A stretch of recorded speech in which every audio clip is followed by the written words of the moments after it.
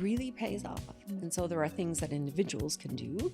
There are things that organizations can do, but meaning is definitely a root, and it can also be a good barrier to burnout. Whereas if you go in a corporate context, it's like stab in the back, right?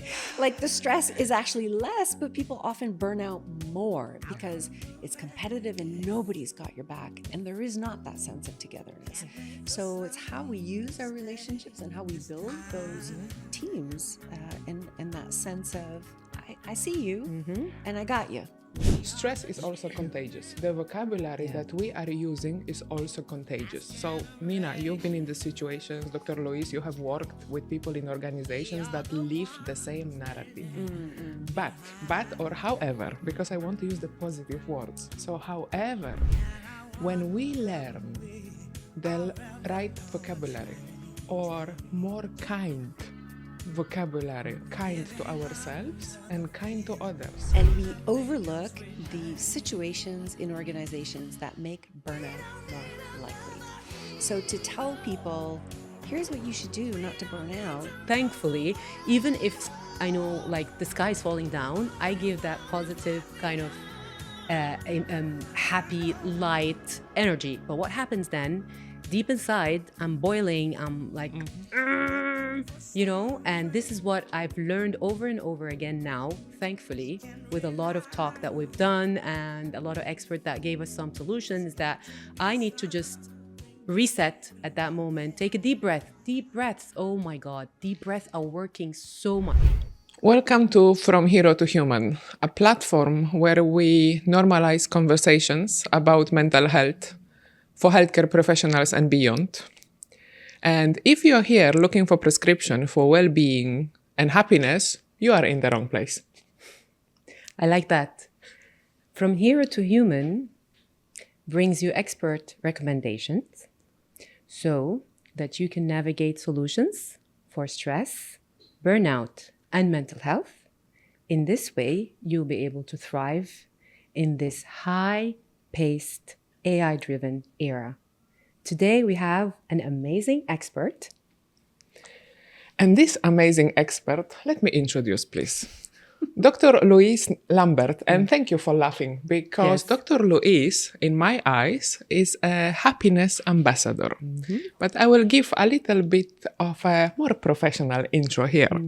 So Dr. Louise Lambert is a trailblazer in happiness and well-being, with over 22 years of experience here in the UAE and global impact in the field of positive psychology. Her expertise spans positive health programs in primary care, positive education strategies in schools, employee and leadership well-being strategies for organizations like Cleveland Clinic and Cigna. But when I go with this introduction is what she does, not who she is. So I will let Dr. Louise tell us about her human. About my human. Well, hi everyone, and thank you so much for having me on this platform, and welcome to our listeners.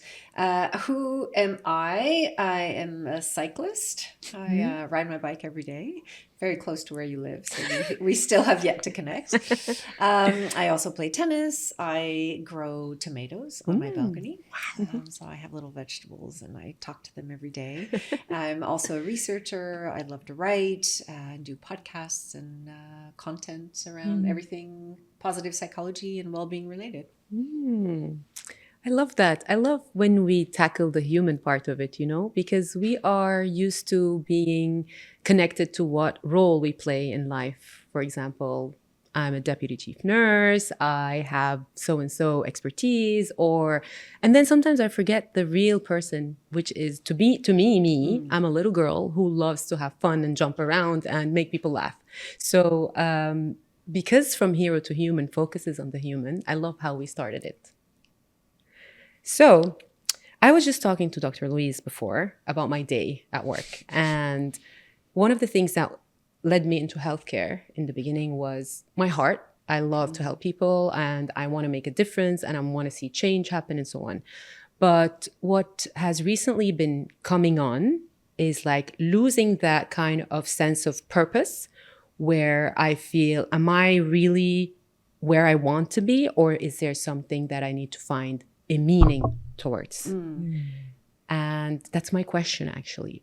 How can one find meaning in what they are doing and the purpose that they want to fulfill? Yeah.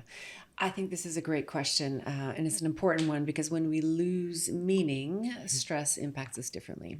So if we think about why we choose a job, I mean, we can choose any job. You can work in a 7-Eleven, you can work in a farm, you can cut hair. I mean, every job is great. Every job is good.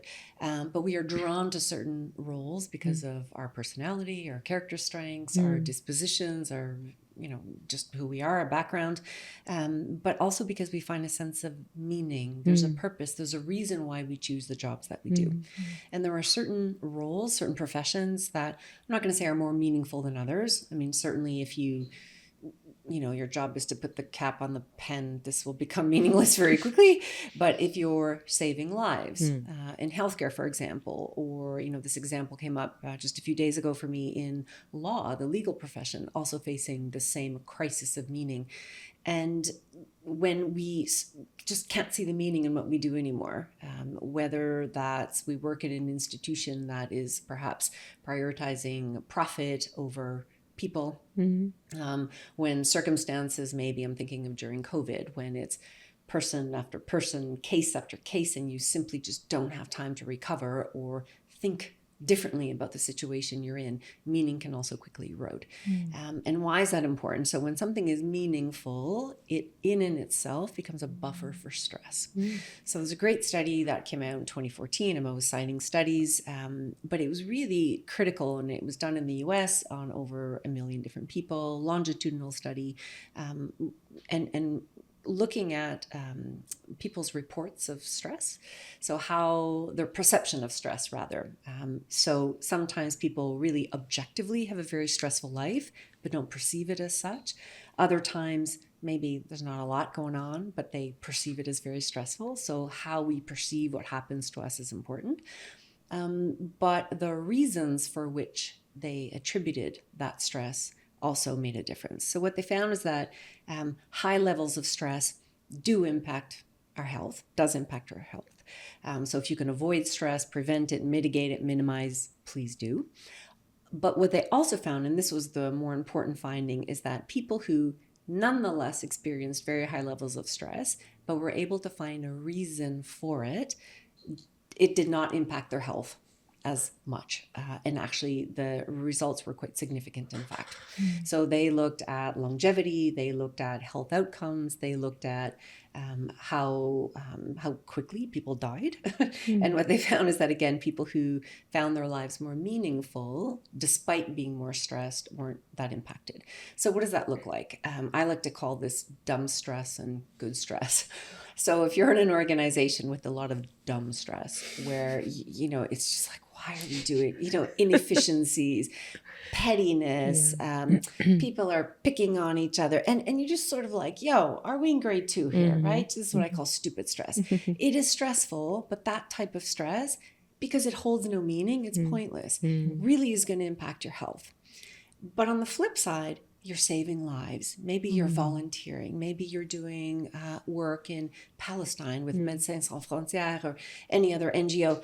This is meaningful suddenly. That same amount of stress is not going to impact your health as much, but you are still going to be able to maintain some satisfaction with life.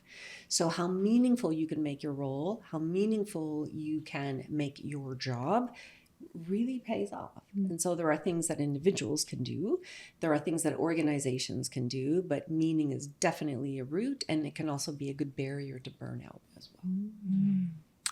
I love it. I love it how we started with a very big word, meaning. Yeah. And very often in conversations, when we talk about stress and burnout, we go directly into the negative. So these are the statistics. The whole world is stressed. Yes, we know about it. Yeah.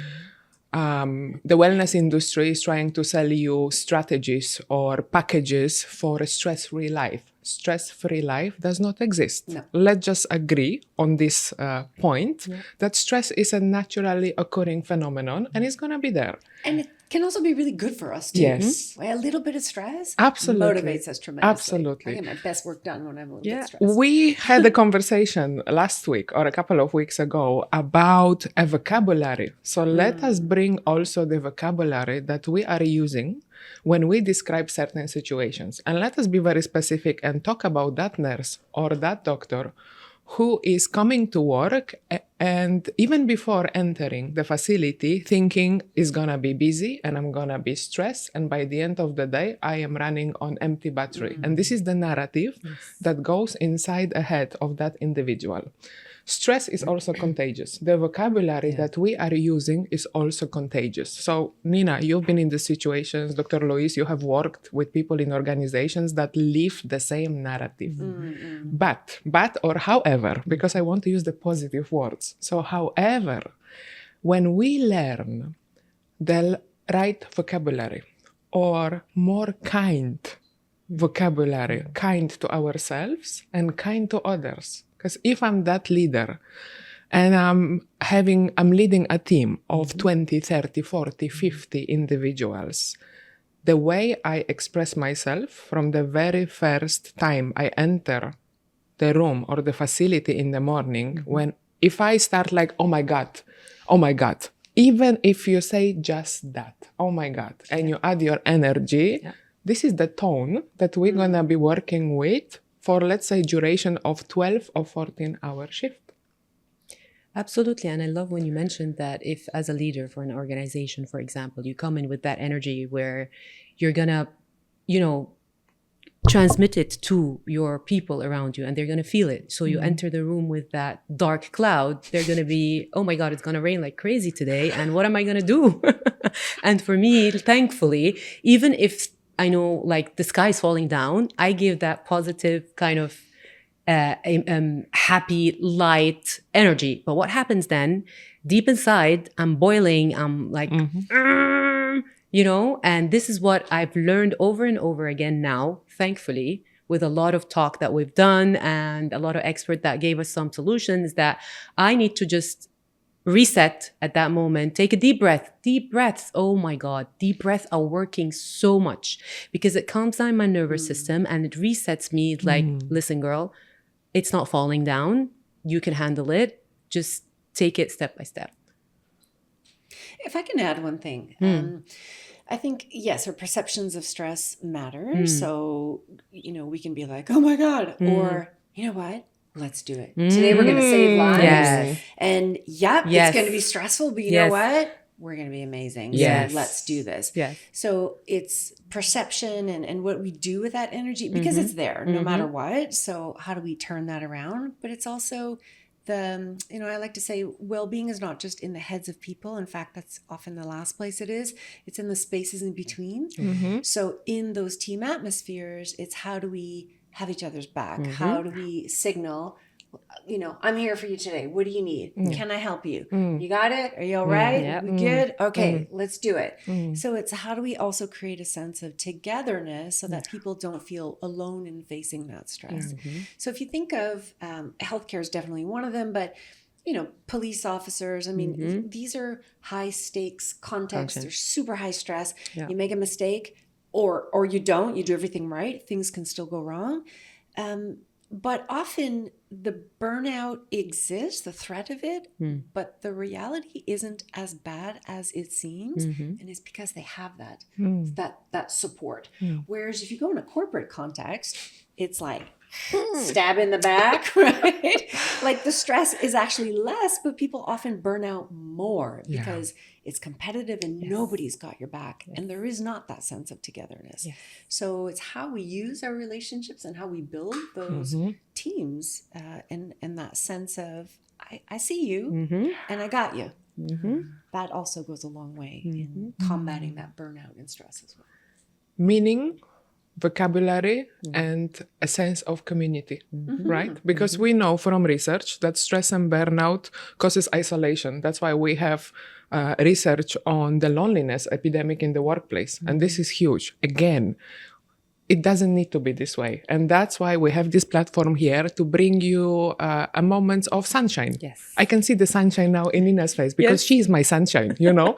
The way she described her day and how she was able to shift the perspective and become the sunshine for her people. Yeah. This is what we need to teach. Yeah.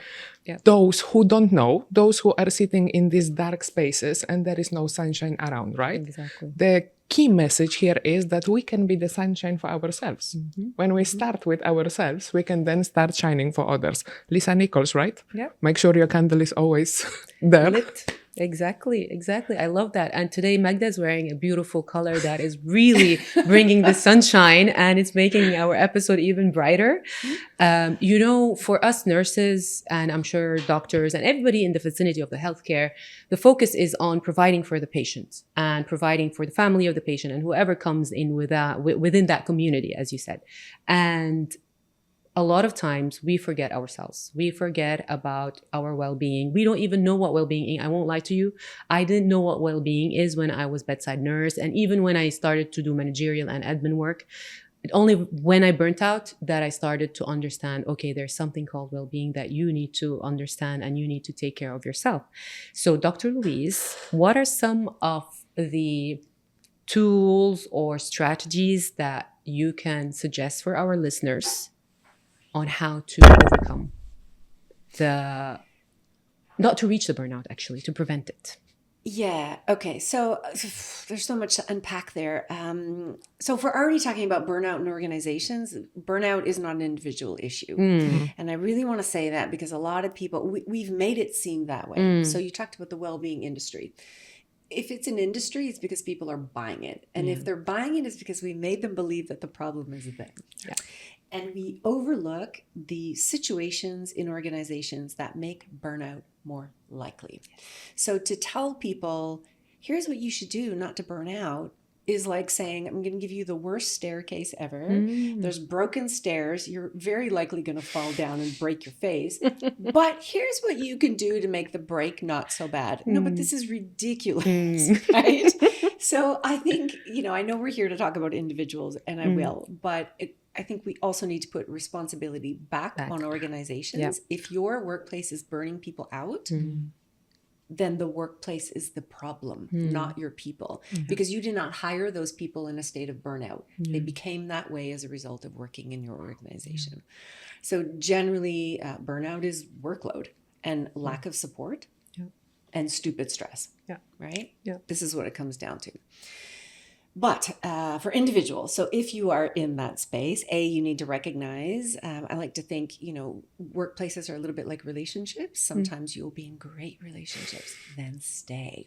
Other times you're in a very bad, abusive relationship and you need to make a decision, or you need to just pull back and disengage, get through as best you can until you are ready to make a decision. So it's kind of recognizing what is the state of this relationship and what am I prepared to do about that. Then I think it's thinking about, what is it do I need in this situation? So there will probably be many different responses here, but one is often rest. So if you're doing 10, 12-hour shifts that are super stressful, these are long hours, right? And it means there's less hour for physical activity, less hour for eating well, less hour for socializing, less time for all the others. And this also impoverishes our well-being. So it's looking at how do I make up time and try to balance things elsewhere? How do I get that rest? But also looking at what do I need from my workplace and speaking up. So being the squeaky wheel that says, hey, before we start this shift, can I just say something? Who needs my help today? Because I can help you. Or I'm not doing well. I know nobody asked me, but by the way, I'm going to let you know. And how's everybody else doing? Sometimes we kind of wait for the manager. We wait for the head nurse. We wait. Just start and put in the habits you want to start seeing. So sometimes, we know people who get promoted into positions of responsibility don't always have the skills that they need. So you can manage upwards and try to and do that. So this is going to help you kind of implement some of these skills for yourself, help yourself manage your own emotions, but also teach people. If we're going to have different norms in this team, well, here's one that we can do. And I'm going to start that. There's lots more where that came from. Anyway, let's. It's very much about walking the talk, right? So if you decide one day to be the squeaky wheel, and I would call the squeaky wheel the sunshine. If you decide to be the sunshine, I can assure you that many people are going to follow. Yes, there are going to be skeptics. There are going to be people who will always disagree no matter what you are doing. But if you want to see the change, then unfortunately, I'm going to use the a t-shirt slogan, be the change if you want to see the change. As simple as. And I think in this platform here, we bring a variety of solutions, right? It's not a one prescription. As I said at the very beginning, prescription doesn't work when it comes to happiness and when it comes to well-being. We need to have a basket, almost a basket of tools. And it depends on the day, depends how am I feeling, depends where am I, situational leadership, and so on. I'm going to pull that tool that is going to work for me and continue, keep evolving, learn from other people. That's why we learn from experts. I did not come to the position of mental agility expert because I've read a book or I watched a podcast. Hey, ho, I know everything about well-being in organizations. Not even because I've worked in healthcare for 20 years. It took, I think the human interaction took me to another level, to seeing that there are so many stories out there and there is so much richness when it comes to learning, to tools, to resilience strategies, agility strategies, and so on. So, okay, we started with meaning, we have the vocabulary, we have the human connection. Where do we go from there?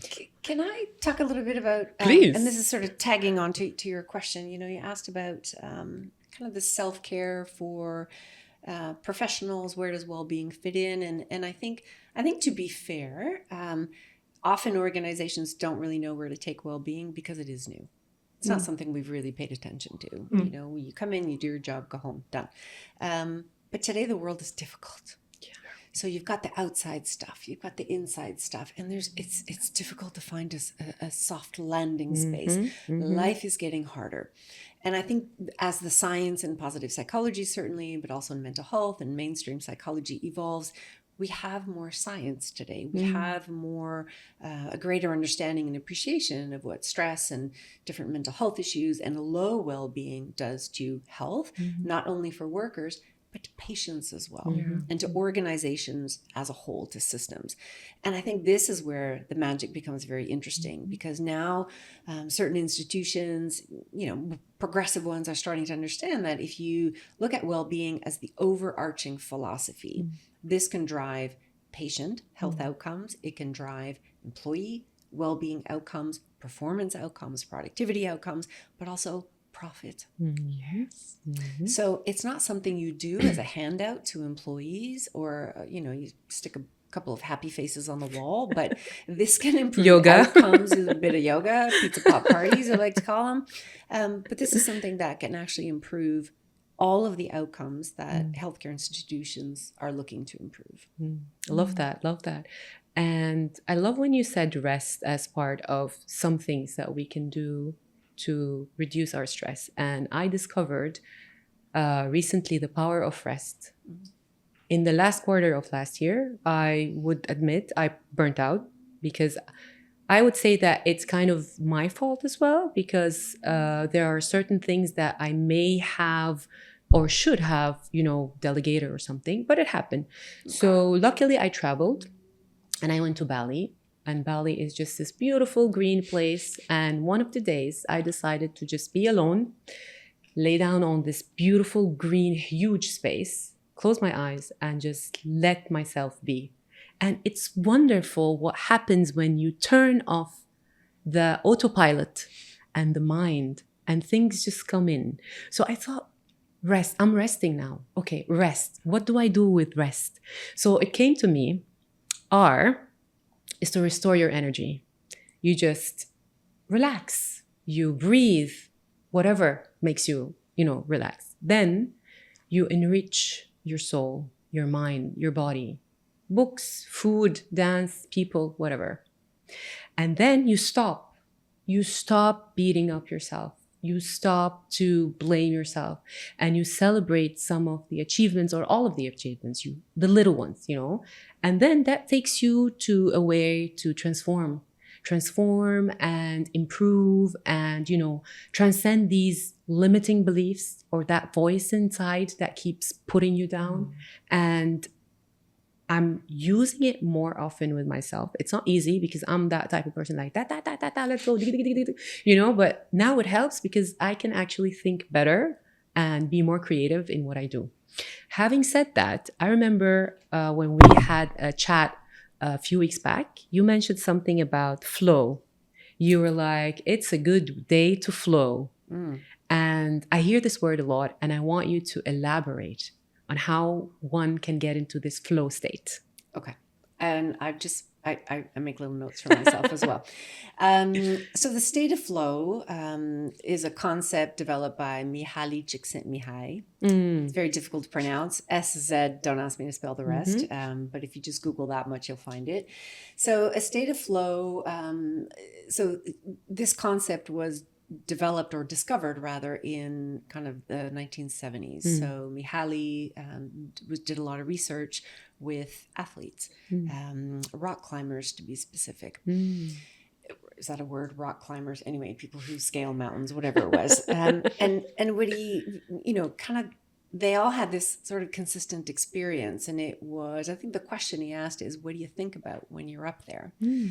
And you'd think if you're trying to scale a mountain, you'd have a lot to think about. But what he discovered is that people said nothing really. Is this beautiful state of nothingness. And that's when you know you're in a state of flow. So how do we describe a state of flow? It's very difficult to do on your own. So it's something that the conditions have to be just right. Generally, people who play sports can make it happen. Because in sports, you have to be in that state of flow to be able to play well. So when you're learning something at the beginning, it's a big mess. You're like, go right, go left. You're very self-conscious. You're never in a state of flow. But as you start to master a particular skill, whether it's sport, whether it's surgery, whether it's playing chess, whether it's doing research, anything that is difficult, you will never experience flow doing something easy. Doesn't exist. So already that's a precursor to flow. It needs to be more difficult than you are used to, but not so difficult that you're like, I give up, this is too hard. Not so easy that you go, this is boring actually. There's no challenge here. So there needs to be a sense of challenge. It needs to tap into your strengths, your skills, and there's a couple of other things, but typically these are it. So that state of flow is really the sweet spot when you're fully in the zone. You have to pay attention because if you don't, I do this in tennis. If I'm not paying attention, the ball will hit me in the head.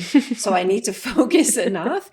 And when people are in a state of flow and they experience it more often, that is a form of happiness, actually. And we grow from a state of flow because, of course, it comes from mastering a particular skill, but it also comes from time. You have to put time. You have to give that activity time to get good at it. So it's the reward you get from sticking with something. And, again, it could be sports, it could be art. My mother does paint and sculpture. And I was having this conversation with her and trying to explain a state of flow. And I said, it's that state of when you're trying to do something different, you're focusing so much, but you actually don't think of anything. And right away she's like, oh, I get that all the time. I could paint for hours and I don't even notice the time go by. That's flow. So you're really into it. So sometimes the time is experienced as going by, that the time is extended, and other times the time goes by really quickly as well.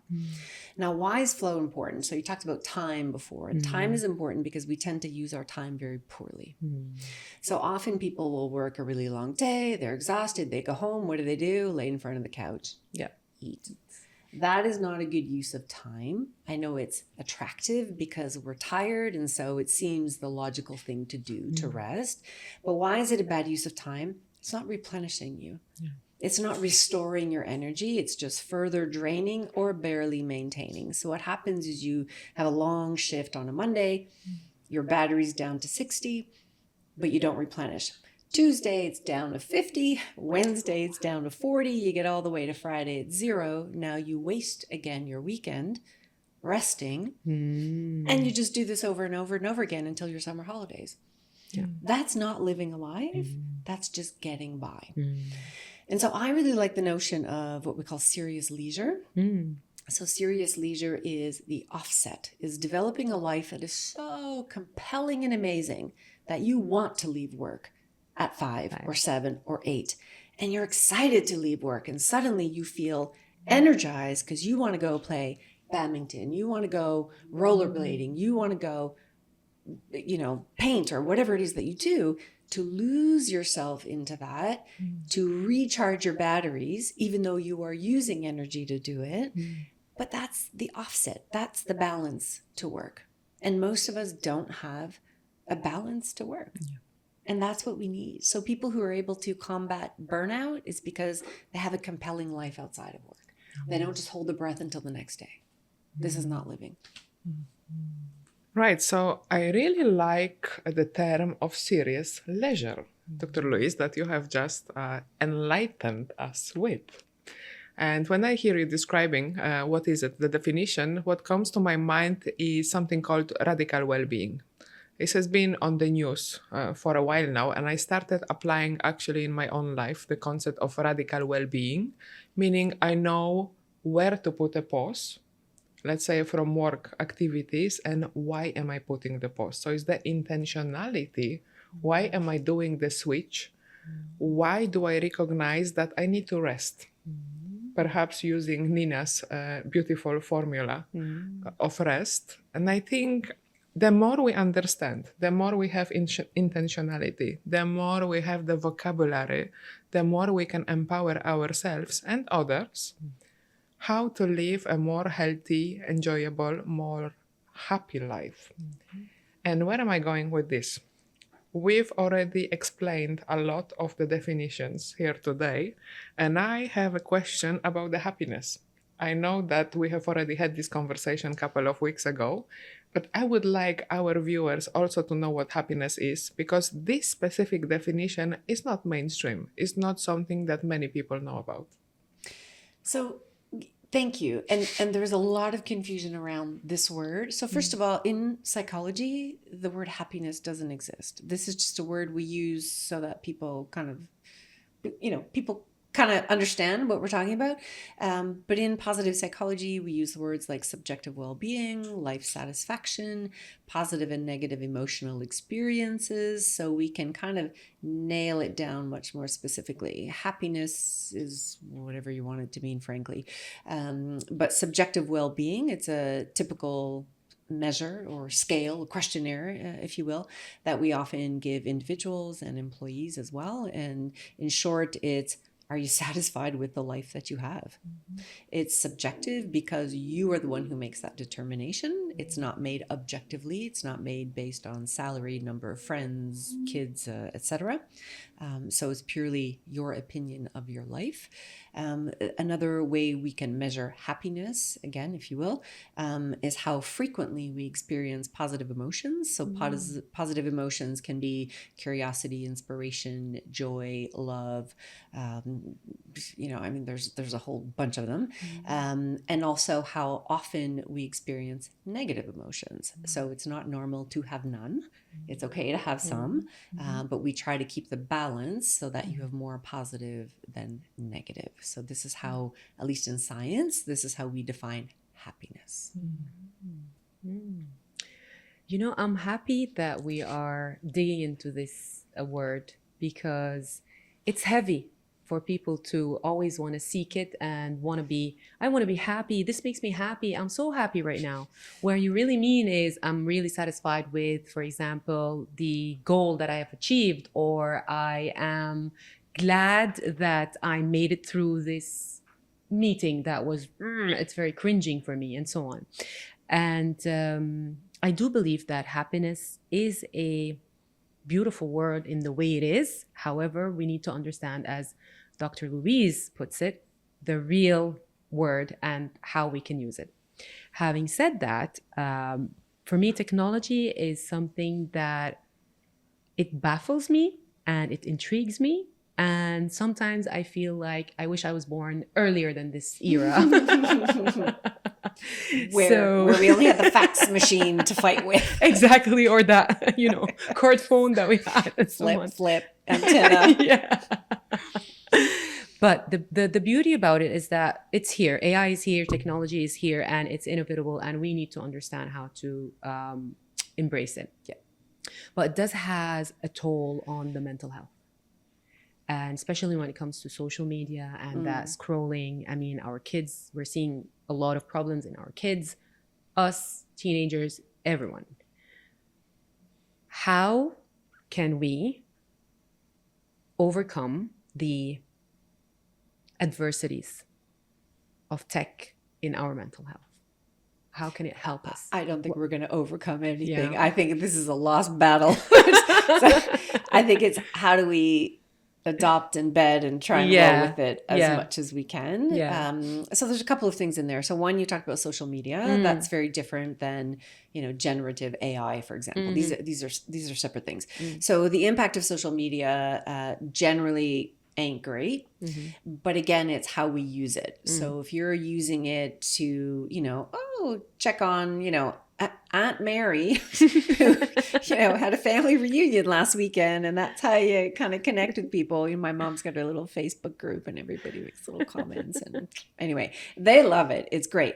It helps them connect. Yeah.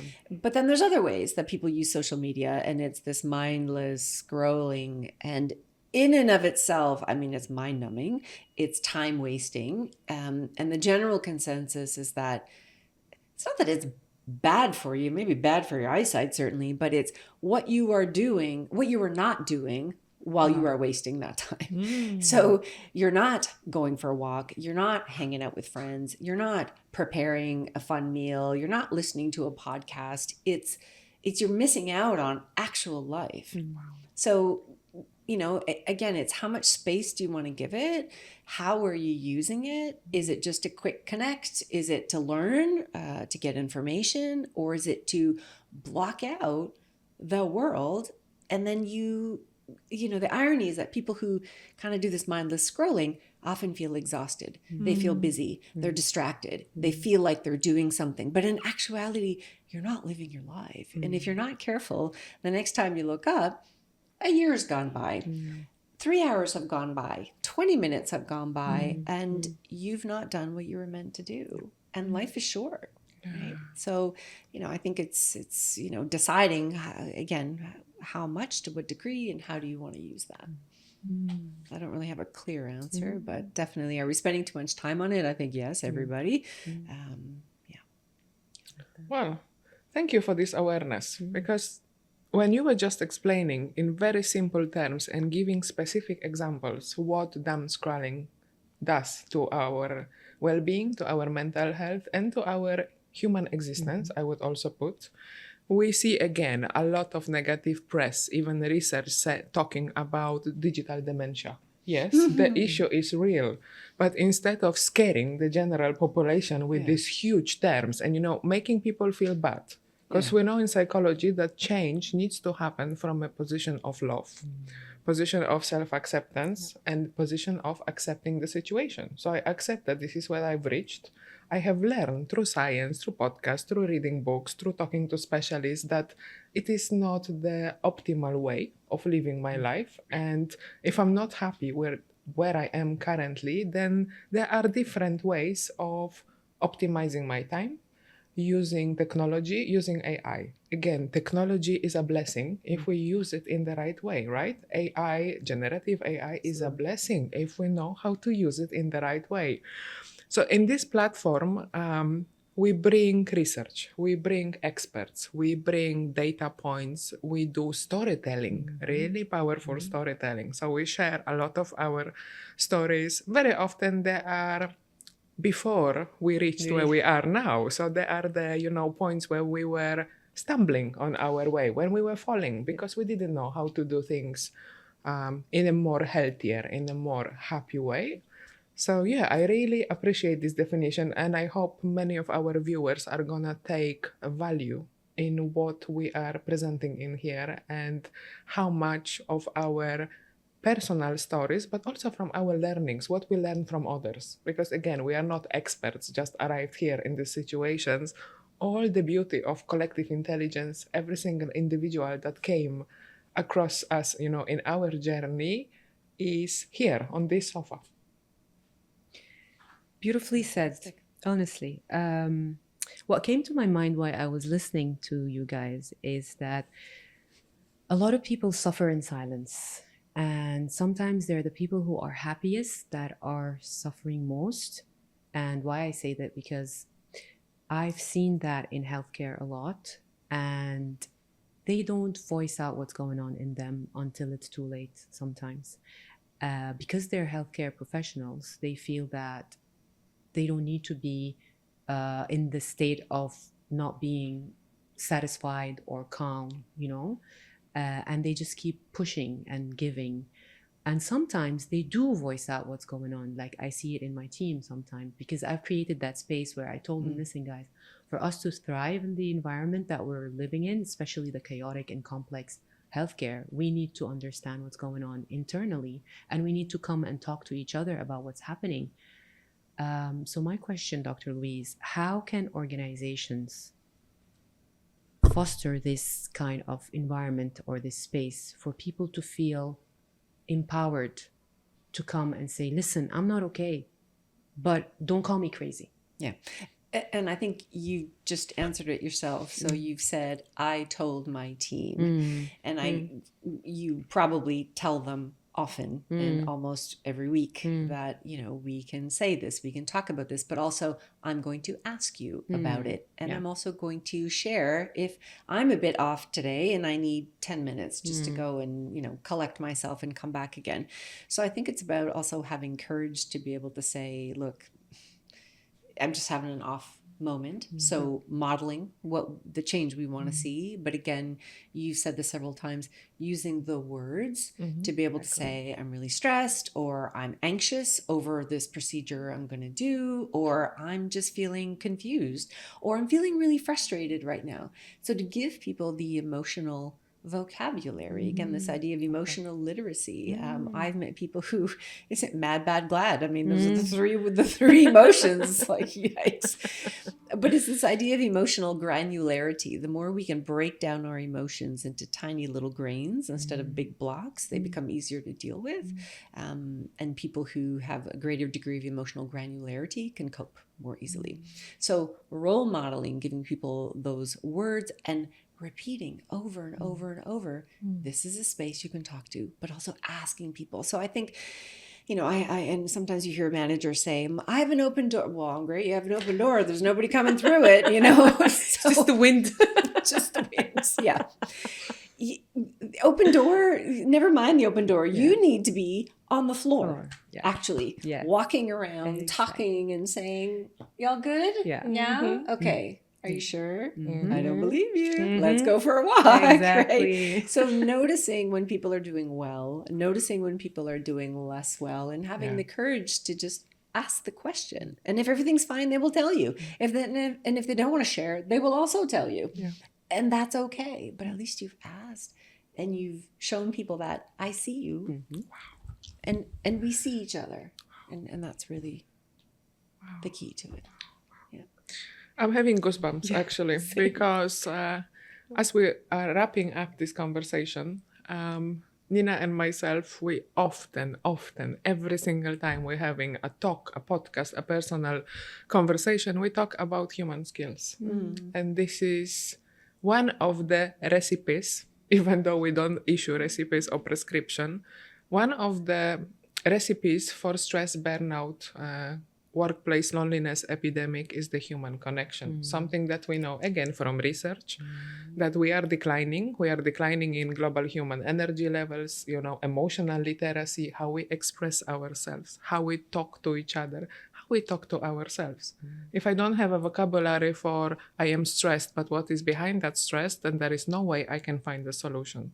But when you find, the words to describe to yourself and what is actually going on, you can ask for help, right? I'm a stressed nurse on the floor. I can ask my manager and explain to her this and this is going on. She will understand me. When I say I am stressed, there is no way she will understand me. But I feel resentful, or not clear, not understand. Right? It's the terms matter. So human skills, guys, is always human skills. From hero to human, the title is there for a reason. We are shifting the narrative from hero, who is always on, who never takes care of themselves, whether it's he or a she, a team or a leader, is a human in the end. And as humans, we have limits. We cannot be in the superhero narrative every day, all day, because as humans, we are not built for this. We are here to thrive. And to thrive, we need to have a balance between working living, having fun, and creating human connection moments, creating that happiness. So if you want to see more of these conversations, please sign up to our platform. You can see us on YouTube, Spotify, Apple Podcast. Learn more about Future Humans, and please share it with others, because this is how we create a positive change in our environment. Wow, she said it all, and I agree. And I'm with her in this journey for a reason. And I believe that we need to talk about it. We need to raise awareness, and we have to continuously do it, not just for ourselves, but for anyone who is willing and ready to actually take the recommendations that we're bringing. Dr. Louise, last thoughts from that brilliant brain of yours? You know what? Just have fun and enjoy your life. I love that. Right? Like at the end of the day, this too shall pass. Everything passes and more comes. And life is short. And I just think we have to remind ourselves of that all the time. It's very short. And it's now. It's not on the weekend. It's not this summer. It's not next summer. It's now. Amazing. Thank you so much. We had so much fun in this conversation. And this is a true moment of flow. Yes. And a true moment of happiness. Thank you so much. Thank you. Thank you, everyone.